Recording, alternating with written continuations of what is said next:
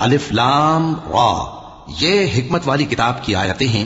کیا لوگوں کو تعجب ہوا کہ ہم نے انہی میں سے ایک شخص کو حکم بھیجا کہ لوگوں کو ڈر سنا دو اور ایمان لانے والوں کو خوشخبری دے دو کہ ان کے پروردگار کے ہاں ان کا سچا درجہ ہے۔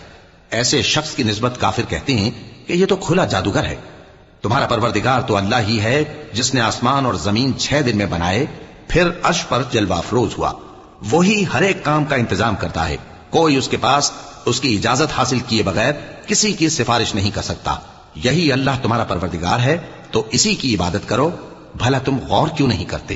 اسی کے پاس تم سب کو لوٹ کر جانا ہے۔ اللہ کا وعدہ سچا ہے، وہی خلقت کو پہلی بار پیدا کرتا ہے، پھر وہی اس کو دوبارہ پیدا کرے گا تاکہ ایمان والوں اور نیک کام کرنے والوں کو انصاف کے ساتھ بدلہ دے۔ اور جو کافر ہیں ان کے لیے پینے کو نہایت کھولتا پانی اور درد دینے والا عذاب ہوگا، کیونکہ وہ کفر کرتے تھے۔ وہی تو ہے جس نے سورج کو خوب روشن اور چاند کو بھی منور بنایا اور چاند کی منزلیں مقرر کی تاکہ تم برسوں کا شمار اور کاموں کا حساب معلوم کرو۔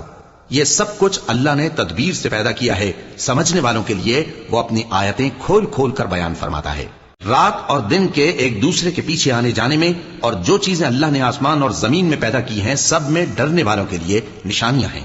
جن لوگوں کو ہم سے ملنے کی توقع نہیں اور دنیا کی زندگی سے خوش اور اسی پر مطمئن ہو بیٹھے اور ہماری نشانیوں سے غافل ہو رہی ہیں، ان کا ٹھکانہ ان اعمال کے سبب جو وہ کرتے ہیں دوزخ ہے۔ اور جو لوگ ایمان لائے اور نیک کام کرتے رہے ان کو ان کا پروردگار ان کے ایمان کی وجہ سے جنتوں میں پہنچا دے گا، ان کے نیچے نعمت کے باغوں میں نہریں بہ رہی ہوں گی۔